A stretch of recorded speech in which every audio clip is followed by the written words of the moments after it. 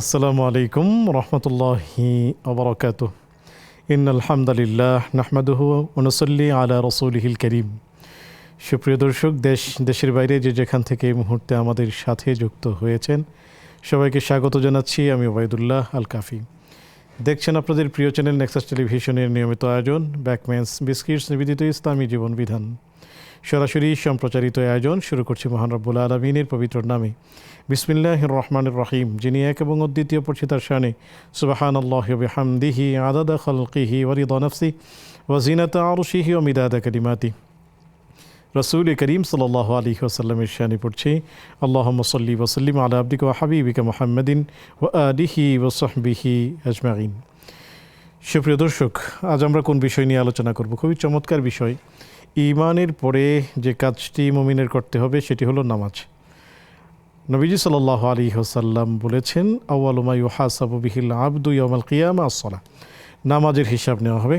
তো সর্বপ্রথম নামাজের যে হিসাব নেওয়া হবে, এই চমৎকার বিষয়টি নিয়ে আলোচনা করার জন্য স্টুডিওতে আমন্ত্রিত হয়েছেন খ্যাতিমান ইসলামিক স্কলার বিদগ্ধ আলেমিন, আমাদের অগ্রজ অত্যন্ত শ্রদ্ধাভাজন ব্যক্তিত্ব ডক্টর হাফিজ এবিএম হিজবুল্লাহ হাফিজাহুল্লাহ। চলুন আমরা শাইখের সাথে সালাম বিনিময় করে নিচ্ছি। আসসালামু আলাইকুম রহমতুল্লাহ। শেখ, কেমন আছেন?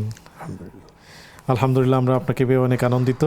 আপনি অনেক কষ্ট করে আমাদেরকে ব্যস্ততম সময় থেকে আমাদেরকে সময় দিচ্ছেন। আমরা এই জন্য নেক্সাস পরিবার এবং আমাদের সকল দর্শক শ্রোতার পক্ষ থেকে আপনাকে অনেক অনেক শুকরিয়া জানাচ্ছি। আমি আপনাদের সবাইকে আন্তরিক মোবারকবাদ জানাচ্ছি। জাযাকুমুল্লাহু খাইরান। আমিন ওয়া ইয়্যাকুম। সুপ্রিয় দর্শক, যারা এই মুহূর্তে নেক্সাসের পর্দায় চোখ রেখেছেন এবং আয়োজনটি উপভোগ করছেন, সবাইকে অনেক অনেক শুভেচ্ছা জানাচ্ছি। আমরা মূল আলোচনায় চলে যাওয়ার আগে জানিয়ে দিচ্ছি আমাদের এই আয়োজনটি স্যাটেলাইট চ্যানেলের পাশাপাশি ফেসবুক, ইউটিউবে সরাসরি সম্প্রচারিত হচ্ছে। সেখানে মূল্যবান কমেন্টস করে আমাদের সাথেই থাকবেন। একই সাথে স্ক্রিনে প্রদর্শিত হচ্ছে একটি নাম্বার, তা ব্যবহারের মাধ্যমে আপনি আমাদের সাথে যুক্ত হবেন এবং অজানা বিষয়গুলো জানতে চাইবেন। আমরা শায়েখের কাছ থেকে সেই অজানা বিষয়গুলোকে জেনে আপনাদেরকে জানানোর চেষ্টা করবো ইনশাআল্লাহ তাআলা। চলুন আমরা শায়েখের কাছেই চলে যাচ্ছি। শায়েখ, যদি আমরা আলোচনায় ফিরতাম যে সর্বপ্রথম নামাজের হিসাব হবে। আলহামদুলিল্লাহ ওয়াসসালাতু ওয়াসসালামু আলা রাসূলিল্লাহ ওয়া আলা আলিহি ওয়া আসহাবিহি ওয়া মান ওয়ালাহ, আম্মা বা'দ। আসলে পৃথিবী বা দুনিয়ার আমাদের এই জীবনে আমরা যে সকল আমলগুলো করি, আল্লাহ রাব্বুল আলামিনের দরবারে এই সকল আমলের সবগুলোরই আমাদেরকে জবাবদিহি করতে হবে। যেমন আমাদের ঈমান সম্পর্কে প্রশ্ন করা হবে, কবরের যে প্রশ্নগুলো আছে তার মধ্যে মার রাব্বুক ওয়া মা দীনুক ওয়া মান হাযাল্লাযী বু'িসা ফীকুম, তিনটা প্রশ্ন। এক নম্বরে আমাদের তাওহীদের, আমাদের দ্বীনের পরিচয় জেনে নেওয়া হবে যে আল্লাহকে, তোমার রবকে। এখান থেকেই পরিচয় পাওয়া যাবে। তুমি যে দ্বীনের অনুসারী ছিলে সে দ্বীনের নাম কি? তোমাদের জন্য যে নবীকে পাঠানো হয়েছিল তিনি কে ছিলেন? এই ধরনের প্রশ্ন আসবে। এটা তো হচ্ছে আকীদাগত ব্যাপার, ঈমানের বিষয়। আমলের ক্ষেত্রে আমাদেরকে যে প্রশ্ন করা হবে, সেটার সর্বপ্রথম যে প্রশ্নটা হবে সেটা হচ্ছে সালাত সম্পর্কে। আর আমরা এটা প্রায় সকলেই জানি যে ইসলামের 5টি যে স্তম্ভ রয়েছে, রুকুন, আরকানুস সালাহ, তার মধ্যে প্রথম নম্বরই শাহাদা, যেটা ঈমানের কথা বললাম। আর দ্বিতীয় নম্বরটাই হচ্ছে সালাত। ওটা হচ্ছে ইয়াকিন, আমল, ইয়াকিন, আকীদা বিষয়, অন্তরের বিষয়। আর সালাত হচ্ছে বাহিরের বিষয়, মানে আমি যে আন্তরিকভাবে আল্লাহকে রব হিসাবে মানি, দ্বীন হিসাবে ইসলামকে মানি, রাসূল হিসাবে নবীজি সাল্লাল্লাহু আলাইহি ওয়াসাল্লামকে যে মানি, তার প্রমাণ কি? তার প্রমাণই হচ্ছে সালাত। আমরা যদি নিয়মিত সালাত আদায় করি তাহলে এর অর্থ দাঁড়ায় যে আমরা দ্বীনকে মেনে নিয়েছি, ইসলামকে মেনে নিয়েছি। আর ইসলামের গুরুত্বপূর্ণ এবং সবচেয়ে মূল্যবান যেই আমলটি তার নাম হচ্ছে সালাত। এই জন্যই হাদিসের মধ্যেও আসছে,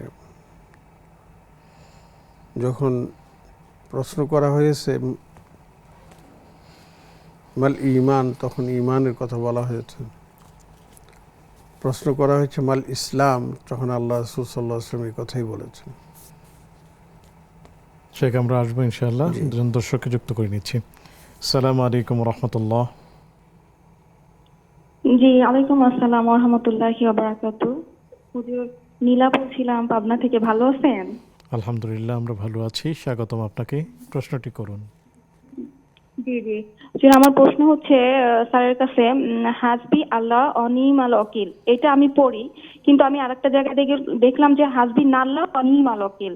তো আমার উচ্চারণে কি ভুল হচ্ছে নাকি কোনটা সঠিক কোনটা পড়বো, এ বিষয়ে একটু বলবেন। আর হচ্ছে ওই যে মানে খেলাধুলার মধ্যে লুডো খেলা, দাবা খেলা, এগুলো কি হারাম? আমি শুনেছি হারাম। আমি আসলে এই বিষয়টা জানি না, তো স্যার একটু বলবেন। জি, দ্বিতীয় প্রশ্নটি। স্যার, ওই যে লুডো বা দাবা, এই খেলাগুলো জি, জি, হারাম জি। কিনা? আমি শুনেছি এটা নাকি হারাম, আমি জানতাম না। তো স্যার একটু বললে ভালো হয় যে আসলে হারাম কিনা। জি, আমাদের সাথেই থাকুন প্রিয় বোন। শায়েখের কাছ থেকে আমরা আপনার উত্তরগুলো জেনে দেব ইনশাআল্লাহ তাআলা। আসসালামু আলাইকুম রহমতুল্লাহ। আসসালামু আলাইকুম। ওয়ালাইকুম আসসালাম। স্যার, আমি আব্দুল জব্বার বলছিলাম পাবনা থেকে। স্বাগতম আপনাকে। প্রশ্নটি করুন। জি স্যার, ওবায়দুল্লাহ স্যার, কথা শোনা যাচ্ছে? ওবায়দুল্লাহ স্যার, জি, ধন্যবাদ আপনাকে, ধন্যবাদ ডক্টর হাফেজ এবিএম হিজবুল্লাহ স্যারকে। আমার জাযাকুমুল্লাহ। সংক্ষিপ্ত তিনটি প্রশ্ন, জি নিবেন, সংক্ষিপ্ত তিনটি প্রশ্ন। জি, প্রথম প্রশ্ন হচ্ছে, নামাজ সব পাপ থেকে মানুষকে দূরে রাখে, কিন্তু আমরা তো ছোটবেলা থেকে নামাজ পড়তেছি, আসলে পাপ থেকে মানে পাপ আমাদের ঘাড়ে আছে, এই পাপ থেকে বাঁচার উপায় কি স্যার জানাবেন? আর 2 নম্বর বিষয়, অনেকেই নামাজ কালাম পরে মুখে দাড়ি টুপি, আল্লাহ তো আলেমের গায়েব, সে মানুষকে চিনতে পারে। আমরা এরকম মানুষকে না চিনে ভুল করে ফেলাই, কিন্তু আমরা তার কিন্তু পায়ে টুপি দাড়ি নামাজ এইভাবে লেনদেন বা কথাবার্তা বা বিভিন্ন কারণে, রাজনৈতিক কারণে তাদের কাছে ধরা খাওয়া যায়। কিভাবে একজন মানুষকে চেনা যাবে ধর্মীয় ভাবে বা ইসলাম অনুসারী অনুযায়ী? জি, আর থার্ড কোশ্চেন হলো, স্যার শুনতেছেন অবশ্যই, যে নামাজটা প্রথমত কোন সময় কোন নবী থেকে শুরু হয়েছিল এবং তাদের নামাজের ধরনটা কেমন ছিল? আসসালামু আলাইকুম ওয়া রাহমাতুল্লাহ। জি, আপনি আমাদের সাথেই থাকুন। শায়েখ উত্তর দেবেন ইনশাআল্লাহ তাআলা। আসসালামু আলাইকুম রহমতুল্লাহ। আসসালামু আলাইকুম। হ্যালো জি, হ্যালো আসসালামু আলাইকুম। জি ওয়ালাইকুম আসসালাম। জি, স্বাগতম আপনাকে। হ্যালো। প্রশ্নটি করুন। জি, বলতে চাচ্ছিলাম যে আমার মেয়ের বয়স 12 বছর। জি, তো ও রোজা রাখে আলহামদুলিল্লাহ 10 বছর বয়স থেকে। তো এখন মাঝে মধ্যে নামাজ পড়ে, আবার পড়ে না। ছোট মানুষ তো, কিন্তু প্রায় সে কোরআন পড়ে। আবার দেখা যায় পড়া চাপে কোরআনটা মাঝে মধ্যে গেপ যায়। আমি বলি যে প্রতিদিনই পড়বা। এখন আমার মেয়ে যে রোজা মানে নামাজটা যে রেগুলার পড়তেছে না, সে বলতেছে আমি এখন থেকে পড়বো। তো সেই ক্ষেত্রে কি আমার মেয়ে যে এই 12 বছর এখন সাবালক হয়নি, তো ওর কি গুনাহ হবে এই 2 বছর যে পড়ে না? 10 বছর থেকে যেহেতু নামাজ আমাদেরই। আর হলো যে সে, আমি বলছি তুমি জোহরে 4 রাকাত ফরজ, মাগরিবে 3 রাকাত ফরজ, আর তুমি ফজরে 2 রাকাত সুন্নত, 2 রাকাত ফরজ, আর 3 রাকাত বেতর, 2 রাকাত সুন্নত, আর 4 রাকাত এশার সময় 4 রাকাত ফরজ পড়লে কি আমার মেয়ের হবে কিনা? সে তো ছোট মানুষ, সেজন্য আর কি। জি, আমাদের সাথেই থাকুন। শায়েখ উত্তর দিবেন ইনশাআল্লাহ তাআলা। জি, শেখ বলছিলেন যে জিবরাইল আমিন এসে প্রশ্ন করেছেন, নবীজি সাল্লাল্লাহু আলাইহি ওয়াসাল্লাম উত্তরগুলো দিচ্ছিলেন। জি, তখন সেখানে বলছিলাম তো কিমুস-সালাহ, সালাতকে প্রথম নিয়ে আসা হয়েছে, যে আপনার ইসলামের প্রথম পরিচয় হচ্ছে নামাজের মাধ্যমে। এই জন্য হাদিসের মধ্যেও এসেছে যে একজন অমুসলিম আর একজন মুসলিমের মধ্যে পার্থক্যকারী বিষয়টি হচ্ছে নামাজ। এটা তো হলো একটা সাইড। আরেকটা হলো যেটা আমাদেরকে যে আখিরাতে প্রশ্ন করা হবে যে সমস্ত বিষয় নিয়ে, তার মধ্যে সবচেয়ে গুরুত্বপূর্ণ প্রশ্নই হবে নামাজ নিয়ে। হাদিসের মধ্যে এটা এসেছে, আউয়ালু মা ইউহাসাবু বিহিল আবদু, অথবা আউয়ালু মা ইউহাসাবুল আবদু ইয়াউমাল কিয়ামতি আস-সালাহ। কিয়ামতের ময়দানে ইবাদত সম্পর্কিত প্রশ্নগুলোর মধ্যে প্রথম প্রশ্নই থাকবে সালাত সম্পর্কে। ইযা সালাহা সালাহাল জাসাদু কুল্লু। কুল্লু, ওটা হচ্ছে এর জন্য ইযা সালাহা সালাহাল আমালু কুল্লু, এটা। আর ওইটা হচ্ছে ওই যে জাসাদা কুল্লু, সেটা হচ্ছে যে ইয়ের ব্যাপারে আমল, মানে যেটাই হোক সেটা ইয়ের ব্যাপারে। তো নামাজ যদি আমার সুন্দরভাবে আমি আদায় করি, তাহলে আমার অন্যান্য আমলগুলো সুন্দরভাবে আদায় হবে এবং আদায় করার আমি একটা উৎসাহ পাব। তো এই জন্য আমাদের যেটা মানে দর্শকবৃন্দ যারা আছেন বা আমরা যারা আছি, নামাজের ব্যাপারে আমাদের কখনোই অলসতা আমাদের করা যাবে না। যেমন একটু আগেই বোধহয় আমাদের একজন প্রশ্ন করেছেন তার মেয়ের ব্যাপারে, জি, যে এটা এখন নিয়মিত সালাত আদায় করতে চায় না, যদিও নাকি সে এখনো প্রাপ্তবয়স্ক হয়নি। তো আমাদেরকে ছোটবেলা থেকেই আমাদের ছেলে মেয়েদেরকে নামাজি বানাতে হবে। দেখুন, নবীজি সাল্লাল্লাহু আলাইহি ওয়াসাল্লাম অন্য কোনো আমলের ব্যাপারে এত তাকিদ করেন নাই, নামাজের ব্যাপারে যেটা করেছেন, মুরু সিবিয়ানাকুম ইযা বালাগু সাবআ বিসসালাতি ইযা বালাগু সাবআ। সন্তান যখন সপ্তম বছরে পদার্পণ করে তখনই তাদেরকে নামাজের জন্য নির্দেশ দাও। ওয়াদরিবুহুম ইযা বালাগু আশরা। আর যখন 10 বছরে চলে যায় তখন তাদেরকে প্রয়োজনে নামাজ না পড়ার কারণে হালকা পাতলা কিছু শাস্তি দাও। ওয়াফারিকুল মাদাজিআ। এবং এই 10 বছর বয়স হয়ে গেলে ছেলে মেয়ে একসাথে এক বিছানায় ঘুমাতে পারবে না, তাদের বিছানা আলাদা আলাদা করে দাও। তো দেখুন, এই হাদিস থেকে কিন্তু আমরা দেখতে পাচ্ছি অন্য কোনো আমলের ব্যাপারে এ ধরনের মানে কঠিন শব্দ নবীজি সাল্লাল্লাহু আলাইহি ওয়াসাল্লাম ব্যবহার করেন নাই। তো এই জন্য আমাদের ছোট ছেলেমেয়েরা 7 বছর বয়স হলেই আমরা তাদেরকে আদর সোহাগে নিজের পাশে দাঁড় করিয়ে আমরা সালাত আদায়ের জন্য চেষ্টা করব। আমি তো অনেক সময় বাবাদেরকে বলি যে আপনার ছেলে যখন 6-7 বছর হয়ে যায় আপনার সাথে করে মসজিদে নিয়ে যান, সে দেখবে সবাই নামাজ পড়তেছে, তখন দেখবেন সেও নামাজ পড়বে, আপনার সাথে দাঁড় করায় দেবে। আর মাদেরকে বলি আপনারা যখন বাসায় থাকবেন তখন আপনারা আপনাদের ছোট ছোট ছেলে মেয়েদেরকে, বয়স 4 বছর 3 বছর, কোনো অসুবিধা নেই, ওদের উজু আছে না সেটার দরকার নেই, ওদেরও একটা মুসল্লা বিছায় দেন, একটা হেজাব পরায় দেন, আল্লাহু আকবার, আপনি নামাজ পড়ুন, দেখবেন আপনাকে দেখেছে সেও নামাজ পড়তে উৎসাহ বোধ করবে। সমস্যা হয় যেটা, সেটা হচ্ছে এই যে যখন এই ছেলে মেয়েদের বাচ্চাদের একটু বয়স বৃদ্ধি পায় এবং পরিবেশের যে মানে আবহাওয়াটা আছে সেটা পরিবর্তন হয়, তখনই তাদের মধ্যেও কিন্তু একটা পরিবর্তন আসে। শেখ, আমরা আসবো ইনশাআল্লাহ তাআলা। আমরা একটু বিরতিতে যাব ইনশাআল্লাহ। সুপ্রিয় দর্শক, দেখছেন আপনাদের প্রিয় আয়োজন ব্যাকম্যাচ বিস্কিট নিবেদিত ইসলামী জীবন বিধান। অনুষ্ঠানের এই পর্যায়ে নিচ্ছি ছোট্ট একটি বিজ্ঞাপন বিরতি, ফিরছি একটু পর, আমাদের সাথেই থাকুন। আসসালামু আলাইকুম রহমতুল্লাহি ওয়া বারাকাতুহু। সুপ্রিয় দর্শক, বিরতির পর সাদর আমন্ত্রণ জানাচ্ছি আপনাদের প্রিয় আয়োজন ব্যাকম্যাচ বিস্কিটস নিবেদিত ইসলামী জীবন বিধানে। আলোচনা করছেন ডক্টর হাফিজ ABM হিজবুল্লাহ হাফিজাহুল্লাহ, সাথে আছে আমি ওবাইদুল্লাহ আল কাফি। আলোচনা চলছিল, সর্বপ্রথম হবে নামাজের হিসাব।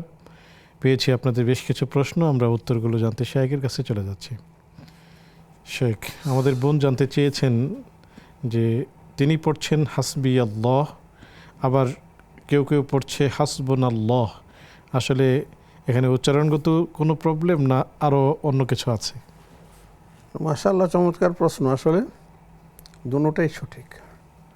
ব্যাসকমটা হচ্ছে হাসবি আল্লাহর মধ্যে যে ইয়া, এর অর্থ হচ্ছে আমি, এটা অর্থ হচ্ছে আমি। আর হাসবুন আল্লাহ যেখানে না শব্দটা আছে এর অর্থ হচ্ছে আমরা, এক বচন আর বহু বচন। হ্যাঁ, দুটোই সেই, যে আল্লাহ আমাদের জন্য যথেষ্ট এক, অথবা আল্লাহ আমার জন্য যথেষ্ট। কোরআনে কারীমের মধ্যেও আছে ওয়াকুল হাসবি আল্লাহ, বলেন হাসবি আল্লাহ, আল্লাহ আমার জন্য। আল্লাহু আকবার। আবার অন্য জায়গায় আছে কুলু হাসবুন আল্লাহ ওয়া নি'মাল ওয়াকিল, সেটাও আছে। হাসবুনাল্লাহু ওয়া নি'মাল কাজে ওয়াকিল। আপনি দুটোই আমরা- যেটাই পড়বেন সেটাই সঠিক। আপনি এটাও পড়তে পারেন, ওটাও পড়তে পারেন, মাঝে মাঝে এটা পড়ুন, মাঝে মাঝে ওটা পড়ুন, কোনো অসুবিধা নেই। আল্লাহু আকবার। হাসবিয়াল্লাহু লা ইলাহা ইল্লা হুয়া আলাইহি তাওয়াক্কালতু ওয়া হুয়া রাব্বুল আরশিল আযীম। হাসবুনাল্লাহু ওয়া নি'মাল ওয়াকিল। আমরা দুটোই পড়ার চেষ্টা করব ইনশাআল্লাহ তাআলা। শেখ, লুডো খেলা এবং দাবা খেলা এগুলো শরীয়তের দৃষ্টিকোণ থেকে হারাম কিনা? হ্যাঁ, শতরঞ্জ বলা হয় দাবা খেলাকে, এবং এটার ব্যাপারে একটু কঠোরতা আছে যে এটা যেন না খেলে। লুডো প্রায় দাবার কাছাকাছি। আসলে এগুলো খেলার পিছনে যে মানে কারণটা দর্শানো হয়, মানে হারাম বা না খেলে, সেটা হচ্ছে সময়ের অপচয়।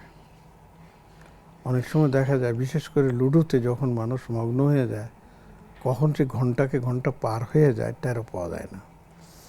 তো এতে করে নামাজের ক্ষতি হয়ে যায়, নামাজ সময় মতো আদায় করা যায় না, পুরুষেরা মসজিদে গিয়ে বা জামাতে আদায় করতে পারেন না, মেয়েরাও অনেক সময় খেলায় মত্ত হয়ে গেলে নামাজের খবর থাকে না। তো এই জন্যই এটাকে নিষিদ্ধ করা হয়েছে। মূল কারণ কিন্তু এটা না, মূল কারণ আরেকটা, সেটা হচ্ছে জুয়া বলুন, লাডা লুডু বলুন, এর নাম কি, শতরঞ্জ যেটাকে বললাম, যে দাবা দাবা বলুন, বা আপনার ছক্কা আমরা যেটা বলি, তারপরে আরো অনেক ধরনের খেলা বিভিন্ন আছে। রকমের গুটি, হ্যাঁ, গুটি 16 গুটি, 32 গুটি বা এই জাতীয় যত কিছুই আছে, এই ধরনের সব কিছুকেই এই কুল্লু লাবুন হারাম, কুল্লু লাবুন হারামুন ইল্লা সালাত, তিনটা বিতু আর সব খেলাকে নিষিদ্ধ ঘোষণা করা হয়েছে। তিনটা বিতু, তার মধ্যে একটা হচ্ছে স্বামী স্ত্রীর নিজেদের মধ্যে খেলাধুলা। তারপরে যেমন আম্মা জান আয়েশা রাদিয়াল্লাহু তাআলা আনহার সাথে হযরত রাসূল করিম সাল্লাল্লাহু আলাইহি ওয়াসাল্লাম দৌড় প্রতিযোগিতা করেছেন 2 বার। তারপরে বল্লম বা জাতীয় খেলাধুলা করা শেখার জন্য আর কি, সাঁতার কাটা, এগুলির জন্য। তো এগুলিকে নিষিদ্ধ করার পেছনে আরেকটা কারণ যেটা, সেটা হচ্ছে জুয়া। আমরা এখন দেখতেছি, দেখুন যে এই মোবাইলের মধ্যে, স্মার্ট মোবাইল বা এর মধ্যে এই জুয়াটা আসছে, সেখানে দাবাও আছে, সেখানে অন্য খেলাও আছে, এবং সেখানে এইটা খেলতে গিয়ে প্রচুর টাকা পয়সার লেনদেন হয়। এই কারণে এটাকে সম্পূর্ণভাবে নিষিদ্ধ করা হয়েছে। যেটা করা যাবে না। জাযাকুমুল্লাহু খাইরান। আসসালামু আলাইকুম ওয়া রাহমাতুল্লাহ। ইসলাম হুজুর, জি আমি একটা প্রশ্ন করতে চাচ্ছি। জি, স্বাগতম, প্রশ্নটি করুন। প্রশ্ন হলো, আমার কোন হাজবেন্ড মারা গেছে, আমার কোনো ছেলে মেয়ে নাই, তা আমার যে স্বামীর পক্ষ থেকে যে সম্পদ পাবো, সেই সম্পদ কি আমার সব ছেলে মেয়েদের নামে লিখে দিতে পারবো, যে আমার বর্তমানে আমার এই সন্তান, আমার ভাই বোনেরা কোনো সম্পদ পাবে না, এরাই পাবে, যেহেতু আমার দেখাশোনা করতেছে আমার ছেলে মেয়েরা, টাকা পয়সা আমাকে দিয়ে আমার ভরণ পোষণ দিচ্ছে, তা আমি ওদের খাচ্ছি, ওদের পড়তেছি, তো সেটা কি আমি অন্যায় হবে এটা? আর আমার স্বামী মায়ের মারা বাড়ি, গিয়েছেন, ওই জি, আমার স্বামীর স্বামী কোনো মারা- সন্তান নেই? ওই স্বামীর সন্তান, আমার পক্ষে, আমার পেটের কোনো সন্তান নাই, আমার স্বামীর পক্ষের ছেলে মেয়ে আছে। আচ্ছা, আমার স্বামী ওই সন্তানেরা আমাকে দেখাশোনা করে, ওরা বাসা ভাড়া, টাকা সব আমার দায়িত্ব পালন করতেছে। জি আমার ভাই বোনেরা থেকে আমাকে দেখে না, তা আমার মায়ের বাড়ির সম্পত্তি তো আমার ভাই বোনেরা পাবে। আমি যদি এটা লিখে দিয়ে যে আমার ব্যাংকে যেটুকু টাকা পাবো, আমার সম্পত্তি পাবো, এটা তারা ছেলে মেয়েরা পাবে, এটা কি অন্যায় হবে? জি, শায়েখ উত্তর দিবেন ইনশাআল্লাহ তাআলা, আমাদের সাথেই থাকুন। আসসালামু আলাইকুম ওয়া রাহমাতুল্লাহ। আসসালামু আলাইকুম। ওয়ালাইকুম আসসালাম। আমি দুটা প্রশ্ন করব। জি, এক নম্বর প্রশ্ন হলো যে আমার স্ত্রীকে মরনা বাবদ জমি লিখে দিচ্ছি, এটা জমি লিখে দিলে মরনা পরিশোধ হবে কিনা এটা জানতে চাচ্ছিলাম। আপনি যখন দুই নাম্বার মহারণা হলো- নির্দিষ্ট করেছেন তখন কি জি, তাকে জমিন দিবেন এটি নির্দিষ্ট ছিল, নাকি নির্দিষ্ট একটি অঙ্কের কথা নির্দিষ্ট ছিল? নির্দিষ্ট একটা অঙ্কের টাকা লিখিত ছিল আর কি। জি, যে জায়গাটি দিচ্ছেন, মরনা বাবদ যে জায়গাটি দিচ্ছেন সেই জায়গাটি কি ওই মহারণার দামের সমপরিমাণ না কম বেশি? এটা বেশি। যে মানে জমিনটি দিচ্ছেন 50 শতক জমি দিচ্ছি তো, আবাদি জমি 50 শতক, প্রায় 20 লাখ টাকা দাম। আর মরানা কি হয়েছিল 3 লাখ। জি আর দিনের প্রশ্ন হইলো যে আগে তো বিয়ে হওয়ার বেশ কয়েক বছর হলো, বুঝতে পারি নাই যৌতুক নেওয়াটা ঠিক হয় নাই। তো এখন ভাবছি যৌতুক নেওয়া যেহেতু ঠিক হয় নাই, এখন যৌতুকের বিষয়টা শ্বশুর বা শাশুড়ির কাছে, শ্বশুর তো মারা গেছে, যে এটা যৌতুকের বিষয়টা মাপ চেয়ে নেওয়া যায় কিনা, বা টাকাটা পরিশোধ করে দেওয়া যাবে কি, যৌতুকের টাকা বা মাপ চেয়ে নেওয়া যাবে কিনা। শ্বশুর কিন্তু মারা গেছে, জি গেলেও কিভাবে কার কাছে কি করতে চাইতে হবে, বলতে হবে, সে বিষয়ে জানতে চাচ্ছি। জি আমাদের সাথেই থাকুন, সহায়ক উত্তর দিবেন ইনশাআল্লাহ তাআলা। শেখ, বেশ অনেকগুলো প্রশ্ন। আমাদের একজন ভাই জানতে চেয়েছিলেন যে আল্লাহ তাআলা বলেছেন ইন্নাস সালাতা তানহা আনিল ফাহশাই ওয়াল মুনকার, সব মন্দ কাজগুলোকে মুছে দেয়, কিন্তু আমরা নামাজও পড়ছি, আবার যত অন্যায়গুলো আছে সবগুলো করছি, তাহলে আসলে এটি হচ্ছে না কেন, বা এটা হবে কিভাবে? হ্যাঁ, এটা জবাব দেওয়ার আগে আমি আগের প্রশ্নে আবার ফিরে যাচ্ছি, যে ওই যে যেটা লুডো দাবা। বলছেন লুডো দাবা, তো যদি সেখানে জুয়া না থাকে বা শুধু নিরেট বিনোদন থাকে একটু সময় পাস করার জন্য, তাহলে অনেকে সেটাকে জায়েজ বলেছেন, শেখানো যাবে। কিন্তু খবরদার কোনো অবস্থাতেই যেন এই খেলতে গিয়ে নামাজ কাজা যেন না হয়, এবং হারামের যেন মানুষ মগ্ন না হয়, তাহলে কিন্তু ওটা হারাম হয়ে যাবে। এক, এখন যে প্রশ্নটা আপনি করেছেন, আল্লাহ পাকের কথা সত্য, আমাদের আমলটাই হচ্ছে মিথ্যা, সোজা কথা। আল্লাহ বলতেছেন তুমি ঠিক মতো নামাজ পড়ো, নামাজ তোমাকে অন্যায় থেকে বিরত রাখবে। নবীজি সাল্লাল্লাহু আলাইহি সাল্লামের কাছে সাহাবীরা এসে বললো যে ইয়া রাসূলুল্লাহ, অমুক লোকটা চুরি করে, তাই নাকি? ও নামাজ পড়ে নাকি? বলছে হ্যাঁ, নামাজও পড়ে। তোমরা চুপ থাকো, ও নামাজ পড়ার কারণে ওর ওই চুরির যে অভ্যাসটা আছে ওটা বন্ধ হয়ে যাবে।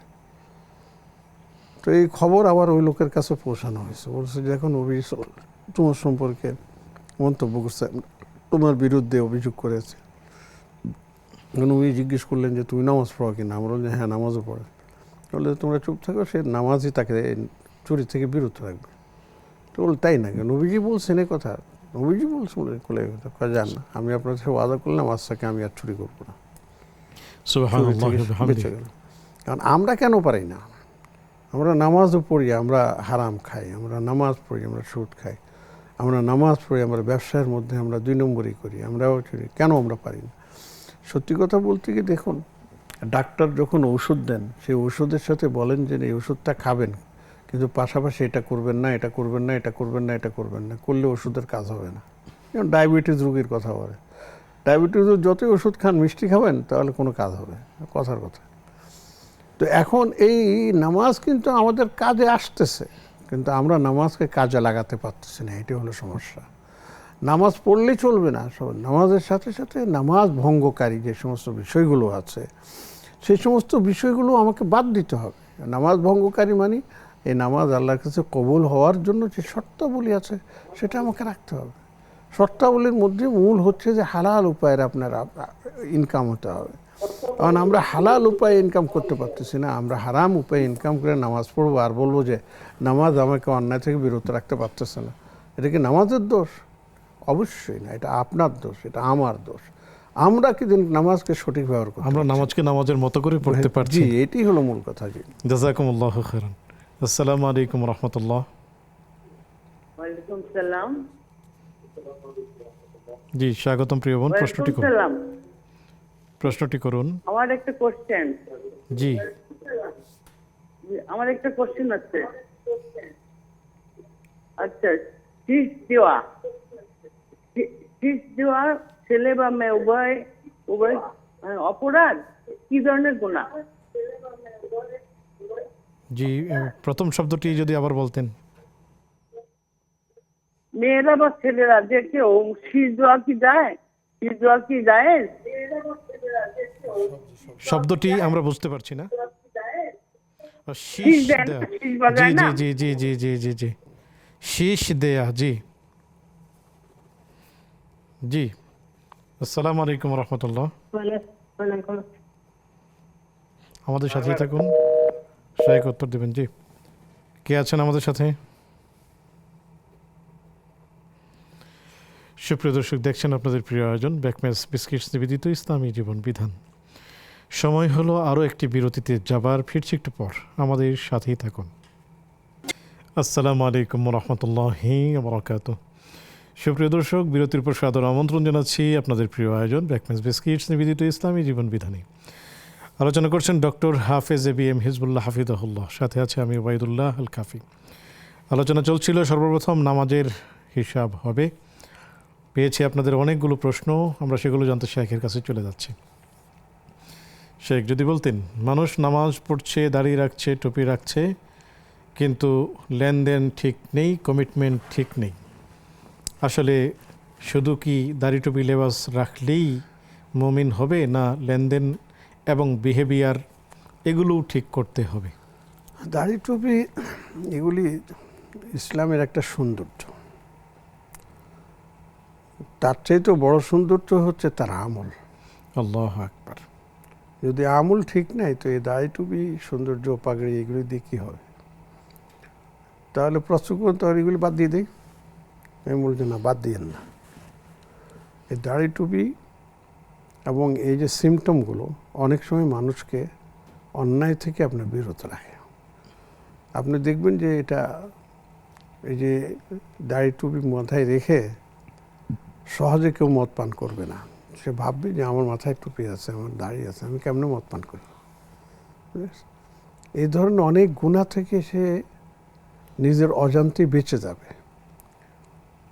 কিন্তু যদি তারপরেও যদি তার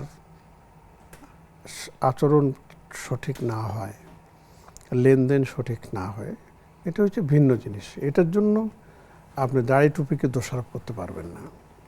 লোকটা দোষী, দাড়ি টুপি দোষী না। বরঞ্চ এটা বলতে পারি যে এই দাড়ি টুপি আল্লাহ রাসূলের সুন্নত রেখে এই অন্যায় করাটা তার জন্য অনেক বড় ক্ষতির কারণ হয়ে যেতে পারে। আবার এই দাড়ি টুপি তাকে এই অন্যায় থেকে ফিরে আসারও একটা মাধ্যম হতে পারে। অতএব আমরা অন্যায়কে অন্যায় বলবো, আর যেটা সঠিক সেটাকে আমরা প্রশংসা করছি। জাযাকুমুল্লাহ। মানে দাড়ি টুপি রাখা এটাও একটি অবশ্যই সুন্নাহ ইবাদত, এতটুকু করছে, বাকি পাশাপাশি লেনদেন এবং কমিটমেন্ট, বিহেভিয়ার এগুলোকেও ঠিক করতে হবে। জাযাকুমুল্লাহু খায়রান। নামাজ কি শুধু আমাদের জন্যই ফরজ করা হয়েছে, না আমাদের পূর্ববর্তীদের জন্যও ছিল? এবং নামাজ কি শুধু মানুষের জন্যই, না অন্য অন্য জীবজন্তু, উদ্ভিদ তাদের জন্য আছে? জীবজন্তুর জন্য তাসবিহ আছে, ওয়া মিন শাইইন লা ইউসাব্বিহু বিহামদিহি। পৃথিবীর সব কিছুই কিন্তু আল্লাহ তাসবিহ তাহলিল করতেছে। এই যে মুরগি আপনার ডাকে, কুকুরু কুক করে ডাকে, আসলে সে আল্লাহর জিকির করে, সুবহান কুদ্দুস বলে। এমনিভাবে যে কোনো পাখি, পাখালি, মাছ, দেখবেন মাছ যখন আপনি ইয়ে থেকে উঠাবেন তখন করতে থাকে। অনেকে বলেন এটা হচ্ছে তার জিকির। পানিতেও সে জিকির করে, উপরেও সে জিকির করে। মানুষের জন্য নামাজ শুরু থেকেই ছিল, প্রত্যেক জাতিতে ছিল। এই জন্য আপনি দেখবেন মুসা আলাইহিস সালামও নামাজের কথা বলেছেন, ঈসা আলাইহিস সালামও নামাজের কথা বলেছেন, আমাদের নবী তো বলেছেন। তবে নামাজের যে কাইফিয়ত মানে পদ্ধতি, সেই পদ্ধতিতে বেশ ভিন্নতা আছে। খ্রিস্টানরা এক ধরনের সালাত আদায় করে, ইহুদিরা আরেক ধরনের সালাত আদায় করে, আমরা এক ধরনের সালাত আদায় করি। এবং আমরা আমাদের ধর্মীয় দৃষ্টিকোণ থেকে নবীজি সাল্লাল্লাহু আলাইহি সাল্লাম যেভাবে আমাদেরকে শিখিয়েছেন আমরা সেটাকে অনুসরণ করতেছি। এখন সালাত আদায় করতে হলে এর বাইরে আর কোনো পদ্ধতি নেই। জি, জাযাকুমুল্লাহু খায়রান। সেখানে আমরা দর্শককে যুক্ত করছি। আসসালামু আলাইকুম রহমতুল্লাহ। ওয়ালাইকুম আসসালাম রাহমাতুল্লাহি ওয়া বারাকাতুহু। হুজুর ভালো আছেন? আলহামদুলিল্লাহ, আমরা ভালো আছি। স্বাগতম আপনাকে, প্রশ্নগুলো করুন। হুজুর আমার দুইটা প্রশ্ন, এক ইয়ার মধ্যে দুইটা প্রশ্ন। যে আমরা যে জিকির করি সুবহানাল্লাহ, আলহামদুলিল্লাহ, আল্লাহু আকবার বা আস্তাগফিরুল্লাহ, সাল্লাল্লাহু আলাইহি সাল্লাম, এটা কি নির্ধারণ করে 100 বারই বলতে হইব, না হয়তো বা আমি কম বেশি বললে হইব? আর এটা সকালে যখন জিকিরটা করি কতটা পর্যন্ত এটা করা যাইব? ফজরের নামাজের পরে 7টা বা 10টা এরকম কোনো সময় আসছে কিনা, জি, এটা কতক্ষণ পড়া যাইব? আর যখন আমি পড়তেছি, জিকির করি সকালে বা বিকালে, তখন যদি কেউ আমার সাথে আসা কথা বলো, তখন কি আমি মনে মনে বললে হইব কিনা? ঠোঁট না লাইরা শুধু যে মনে মনে সুবহানাল্লাহ বলতে পারবো কিনা, বা আলহামদুলিল্লাহ, লা ইলাহা ইল্লাল্লাহ যদি বলতে পারবো কিনা জি আমার একটু। জি, আমাদের সাথেই থাকুন, শায়েখ উত্তর দেবেন ইনশাআল্লাহ তাআলা। আসসালামু আলাইকুম। জি শেখ, আমরা আরও অনেকগুলো প্রশ্নই আমাদের হাতে আছে। জি, কে আছেন আমাদের সাথে? জি, আমার প্রশ্ন হলো যে, হ্যালো, জি, আমরা শুনতে পাচ্ছি, বলুন। মানে যদি 4-5 ভাই বোন থাকে, হ্যাঁ, সেক্ষেত্রে বাবার কিছু টাকা যদি রেখে যায়, কয়েক লক্ষ টাকা, সেক্ষেত্রে বাবার মৃত্যুর আগে বা বাবা মায়ের মৃত্যুর আগে যদি সেই সন্তান, মানে 5 ভাই বোনের মধ্যে সেই সন্তান হয়তো তার বাবার একটা বিশেষ কোনো কাজে লাখখানি টাকার মতো দিচ্ছে বা জি। প্রয়োজনে, তখন তার বাবা, ওটা তার বাবার কাজে লাগছে, কিন্তু বাবা খায় নাই, কিন্তু বাবা নিচ্ছে তার সন্তানের কাছ থেকে। তবে সেক্ষেত্রে সন্তানের কোনো দাবি নাই, কিন্তু বাবা যে রেখে গেছে টাকা, এখন যদি সেই সন্তান সেখান থেকে, ওইটা ভাগ তো 5 ভাই বোনই পাবে যে টাকা রেখে গেছে, জি সেখান থেকে যদি তার সন্তান, যে বাবা যে বলছিল মৃত্যুর আগে যে আমি এই টাকাটা তোমাকে দিয়ে দিব, এখন তো বাবা মারা গেছে, তো ওই ক্ষেত্রে কি সন্তান যদি ওই টাকাটা যদি সে ভাগ ছাড়া যদি ওইখান থেকে সে 1 লক্ষ টাকা নেয়, আর বাকি টাকা থেকে যদি আবার 5 ভাই বোনে ভাগ হয়, সেক্ষেত্রে যে সে 1 লক্ষ টাকা নিল বা 50,000 টাকা নিল, জি। সেক্ষেত্রে কি সেই সন্তানের গুনাহ হবে কিনা, বা অন্যান্য ভাইদের হক নষ্ট হবে কিনা ভাই বোনদের, এটা আর কি জানতে চাচ্ছিলাম। বাবা জি তো মারা। জি, আমাদের সাথেই থাকুন, শায়েখ উত্তর দেবেন ইনশাআল্লাহ তাআলা। শেখ, যেমনটি আপনি শুনেছিলেন, 12 বছর বয়স হয়েছে মেয়ের, মেয়ে পর্দা করছে কিন্তু নামাজ পড়ছে না নিয়মিত। এই যে নামাজ পড়ছে না নিয়মিত, এই জন্য কি গার্ডিয়ানের গুনাহ হবে? ওই যেটা আমি একটু আগে বলেছিলাম, এই ব্যাপারটা একটু ইশারা করেছে। এখন মেয়ে 12 বছর হয়ে গেছে, কিন্তু মা বাবার এখন উচিত যে তাকে আদর করে হোক বা একটু ধমকের সুরে হোক বা হালকা মারধর করবে না, শাস্তিমূলক ব্যবস্থা নিয়ে তাকে নামাজ পড়তে বাধ্য করা। তোমাকে নামাজ পড়তেই হবে। আমরা আমাদের দেশে অনেক শুনেছি, তোমরা নামাজ পড়বি না তাহলে ভাত পাবি না। জি, নামাজ পড়বি না, এই শাসনের মধ্য দিয়ে আমরা বড় হয়েছে। হ্যাঁ, তো এ ধরনের করে মেয়েকে বুঝিয়ে শুনিয়ে, তাকে আল্লাহর রহমতের কথা শুনিয়ে, আল্লাহর রাগের কথা শুনিয়ে তাকে নামাজের প্রতি আগ্রহী করে তোলার চেষ্টা করতে হবে। উপায় নেই, চেষ্টা করতে হবে। জি, জাযাকুমুল্লাহ। প্রিয় দর্শক, সর্বোচ্চ পর্যায়ে চেষ্টা করতে হবে, যে কোনো উপায়ে নামাজ অবশ্যই পড়াতে হবে ইনশাআল্লাহ তাআলা। আমরা পড়ানোর চেষ্টা করব এবং নিজেরাও যত্নের সাথে নামাজ পড়ার চেষ্টা করব ইনশাআল্লাহ তাআলা। যদি নামাজের শুধুমাত্র ফরজগুলোকে গুরুত্ব দিতে চান এই বয়সে, তাহলে কি ঠিক হবে? ফরজগুলোর পাশাপাশি 3টা জিনিস আছে। একটা হচ্ছে ফরজ, আর একটা হচ্ছে ওয়াজিব, আর একটা সুন্নতে মুআক্কাদা। তিনোটাকেই গুরুত্ব দিতে হবে। ফরজ মানে ফরজ, বিকল্প নেই। ওয়াজিব ফরজের কাছাকাছি, যেমন বেতরের নামাজটা পড়তে হবে। সুন্নতে মুআক্কাদা 12 রাকাত, ফজরের 2 রাকাত, আসর জোহরের 6 রাকাত, আবার মাগরিবের 2 রাকাত, এশার 2 রাকাত। এটা হ্যাঁ, কোনো কোনো সময় অনিচ্ছাকৃতভাবে বা প্রয়োজনে বাদ যেতে পারে, কিন্তু নিয়মিত বাদ দেওয়া যাবে না। এটাকে সুনানুর রাতেবা বলা হয়। নবীজি সাল্লাল্লাহু আলাইহি ওয়াসাল্লাম বলেছেন হাদিসের মধ্যে, যে ব্যক্তি 12 রাকাত নামাজ নিয়মিত আদায় করবে, আল্লাহ রাব্বুল আলামিন আখিরাতে তার জন্য জান্নাতে একটা বিশাল প্রাসাদ তৈরি করে দেবে। সুবহানাল্লাহ। এটা আমাদের বুঝতে হবে, জানতে হবে এবং আমল করতে হবে। জি, জাযাকুমুল্লাহু খায়রান। শেখ, আপনি যেমনটি শুনেছিলেন যে স্বামী মারা গিয়েছেন, এই স্বামীর কোনো সন্তান নেই, কিন্তু ওনার আগের সন্তানেরা আছে, সেই সন্তানেরা ওনার দেখাশোনা করছে। এখন ওনার যে সম্পদ, সেই সম্পদ কি তিনি ওনার এই সন্তানদের জন্য লিখে দিয়ে যেতে পারবেন কিনা? হ্যাঁ, একটা ভালো একটা প্রশ্ন। আসলে মানে হচ্ছে যে তার স্বামীর আগের ঘরের সন্তান আছে, জি তার সাথে মানে সম্পর্ক হওয়ার পর তার মাধ্যমে কোনো সন্তান আসেনি, এবং এই জন্য তিনি স্বামীর সম্পদ থেকে বঞ্চিত হবেন না। তিনি স্বামীর সম্পদের অংশ তিনি পাবেন, এবং সেটা হচ্ছে এক চতুর্থাংশ তিনি পাবেন, যেহেতু তার কি জানি বলে সন্তান নেই। জি, এখন তিনি যে সম্পদটা পাবেন, এই সম্পদটা তিনি ইচ্ছা করলে তার স্বামীর আগের ঘরের যারা আছে সন্তান, তাদেরকে তিনি হেবা করতে পারবেন, তাদের নামে লিখেও দিতে পারবেন। তবে শর্ত হচ্ছে এই, যে হেবা বা লিখে দেওয়ার ক্ষেত্রে যে যতটুকু পাবেন তার 1/3 তিনি তাদেরকে দিতে পারবেন, ওসিয়ত করতে পারবেন। হ্যাঁ, আর বাকি 2/3 তিনি ওসিয়ত করতে পারবেন না। এটা তার যদিও সন্তান নেই, যদি তার আপন ভাই থাকে বা ভাইয়ের সন্তান না থাকে, তারা সেটা পাবে। তিনি এক কথা বলেছেন যে আমি আমার ভাই বোনদেরকে দিতে চাই না, বোনেরা পাবে না, ভাইরা পেতে পারে। এখন যেটা প্রশ্ন হচ্ছে যে তারা তো আমার দেখাশোনা করে না, আমার স্বামীর আগের ঘরের সংসারে যে ছেলেমেয়েরা আছে তারাই আমার সব দেখাশোনা করে। এই জন্য আপনি আপনার প্রাপ্য যে অংশটা পাবেন সেখান থেকে একটা পার্ট মনে করেন 50% অথবা 30% তাদের জন্য আলাদা করে দিতে পারেন, যে তারা আমার জন্য খরচ করতেছে, এই আমার খরচের জন্য আমি তাদেরকে এটা এক্সট্রা আমি তাদেরকে দিচ্ছি, এতে কোনো সমস্যা নাই। এটা জাযাকুমুল্লাহু খাইরান। আমাদের একজন ভাই জানতে চেয়েছিলেন যে মহারণা অর্থ দেননি, কিন্তু এখন তিনি জমিন লিখে দিতে চাচ্ছেন। তো মহারণার নির্দিষ্ট টাকার চেয়ে জমির দাম অবশ্যই বেশি, তাহলে কি তার মহারণা আদায় হবে কিনা? এটার একবারে সহজ মানে উত্তর হচ্ছে মোহরানা স্ত্রীর হক। স্ত্রী যদি জমি নিয়ে সন্তুষ্ট থাকে ওয়েলকাম হয়ে যাবে। এখন যদি জমির দাম বেশি হয় তাহলে বাকিটা কি ওকে স্ত্রীকে ফেরত দিতে হবে? মানে স্ত্রীকে ফেরত দেবেন স্বামীকে যে আপনি আমাকে বেশি দিচ্ছেন? না, ফেরত দেওয়া লাগবে না। যদি কম হয় তাহলে স্ত্রী ইচ্ছা করলে মাফ করে দিতে পারেন।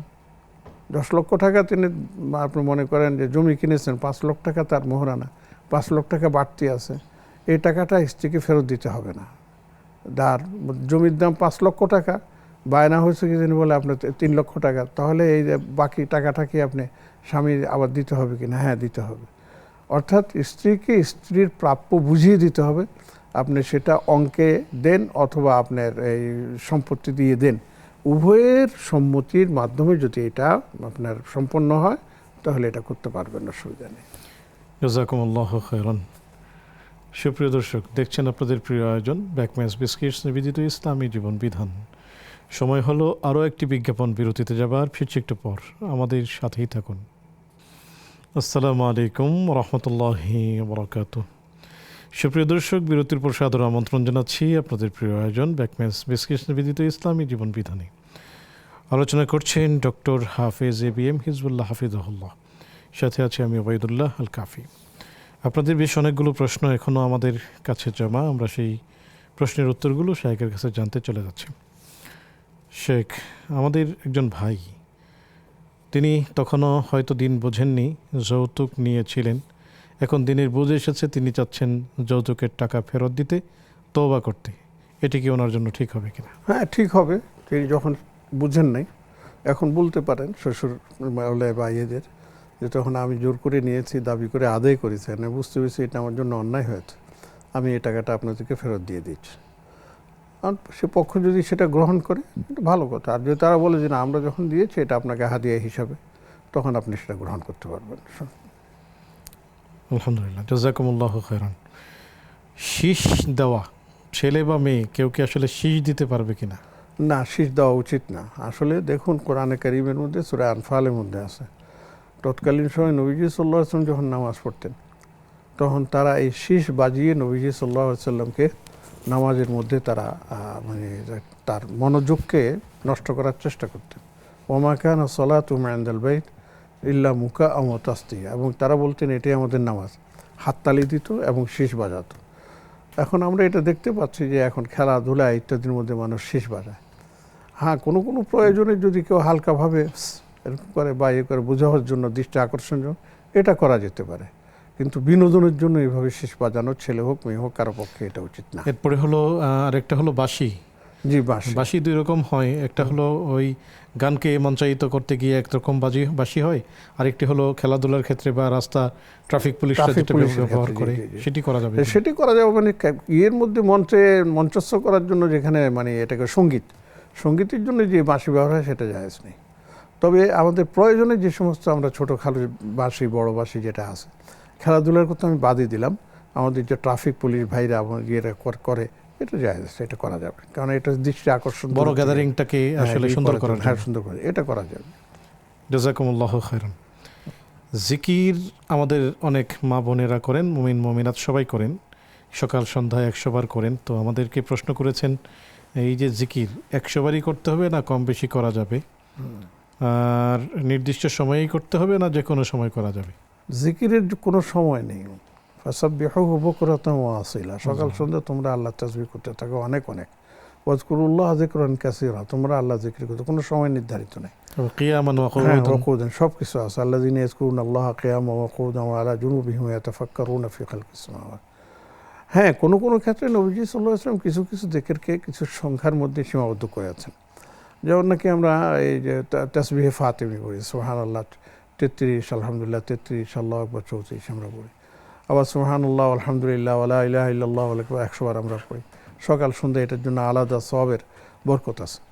তার অর্থ এই না যে আমাকে এই 100 বারের মধ্যে সীমাবদ্ধ থাকতে হবে। আপনি 100 বার কেন, 500 বার পড়েন, আপনি 1000 বার পড়েন, কোনো অসুবিধা নেই।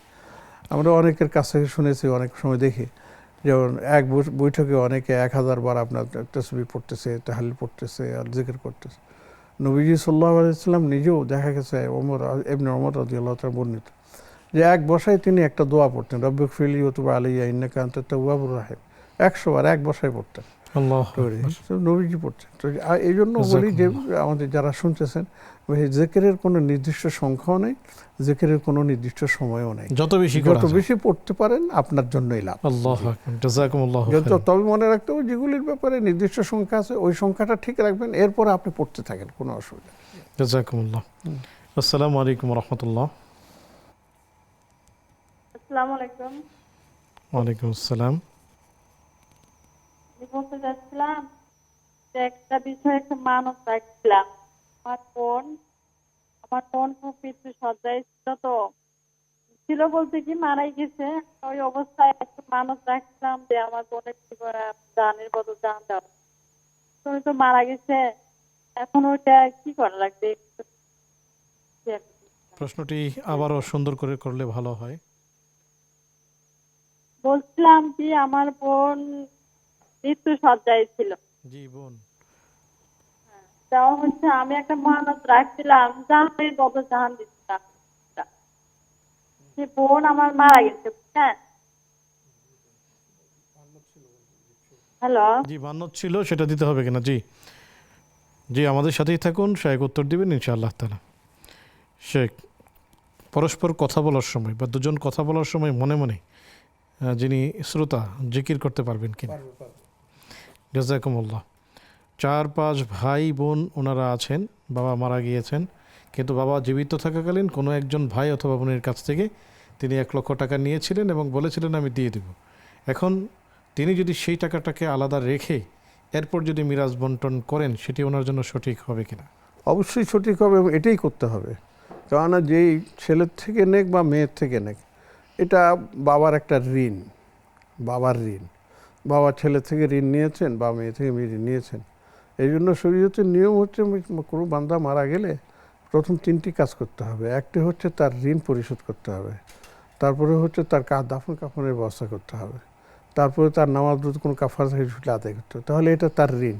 কাজে এই ঋণটা আগে পরিশোধ করেন। পরিশোধ করার পরে যেটা বাকি থাকবে সেটা আপনারা ওরাসতের হিসাব অনুযায়ী আপনার বন্টন করে নেবেন। যেমনটা আপনি শুনছিলেন যে বোন মৃত্যু সজ্জায় জি মান্নত করেছিলেন, মারা গিয়েছেন, এখন সেই মান্নত পূরণ করতে হবে না, যেহেতু মারাই গেছেন, কারণ তিনি মান্যত করেছেন যে বোনটা যদি ভালো থাকে বা বেঁচে থাকে বা ইয়ে করে তাহলে আমি মান্যতটা আদায় করে দেব, কিন্তু আল্লাহ পাক তো তাকে তুলে নিয়েছেন। কাজে এখন আর মান্যত সেটা পুরো করা তার উপর ওয়াজিব না। কিন্তু যেহেতু তিনি বলেছেন যদি সামর্থ্য থাকে তাহলে দিয়ে দিলে তার স্বভাবটুকু তার বোন পেয়ে যাবেন ইনশাআল্লাহ। জাযাকুমুল্লাহ। যদি ছোট্ট করে আমাদের দর্শক শ্রোতার উদ্দেশ্যে নামাজের ব্যাপারে বলতেন। হ্যাঁ, নামাজের ব্যাপারে আমি সবাইকে এই কথাটাই বলি, আমি নিজের জন্যও বলি যে দেখুন, আমার খাওয়া থাক বা পড়া থাক বা আমার বাড়ি থাক না থাক, যদি কিছুই না থাকে কিন্তু নামাজ আমাকে পড়তেই হবে।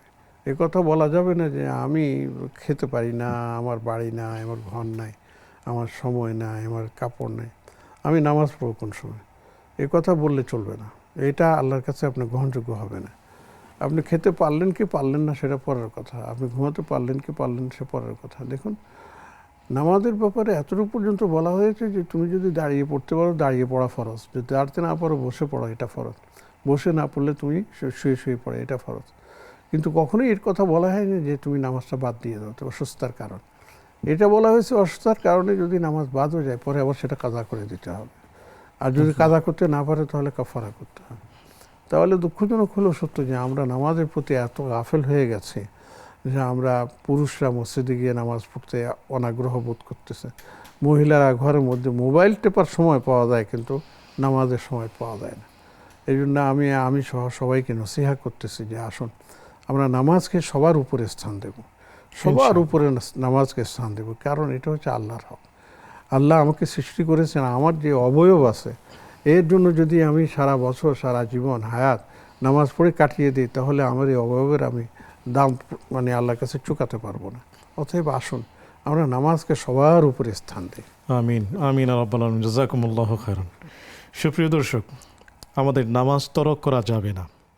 যিনি মিডিয়া কর্মী অথবা যিনি দর্শক শ্রোতা, আমাদের সর্বস্তরের মুসলমান মুমিন যারা আমাদের নিজেদের মুসলিম পরিচয়ে গর্ববোধ করি এবং আল্লাহ তাআলার গোলাম হিসেবে ফখর করি, কোনোভাবেই নামাজ তরক করা যাবে না।